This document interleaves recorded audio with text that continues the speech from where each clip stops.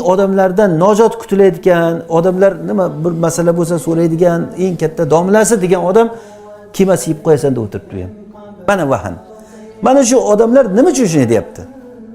Ular bilmaydimi namoz farzligini masalan? Namoz farzligini, bu ibodat bu hech qanday hech kimga terrorga aloqasi yo'q deb nahot tili yo'q gapirmaydimi bular?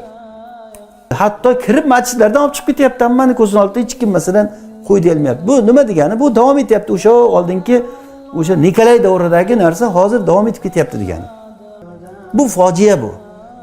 Buni oldini olish kerak bo'lgan eng katta mas'ullar dindor odamlar. Buni agar o'lib qolsa ham odam tushuntirish kerak bu narsani. O'lib qolsa ham, o'lib ketsa agar shahid bo'lib ketadi, haqni gapirib o'lgan bo'ladi odam. Endi bu odam eng umid qilingan odam siyib qo'yadi bular kelmay tursin deydigan holatda bo'lsa, boshqa hech nimani kutmaymiz odamlardan.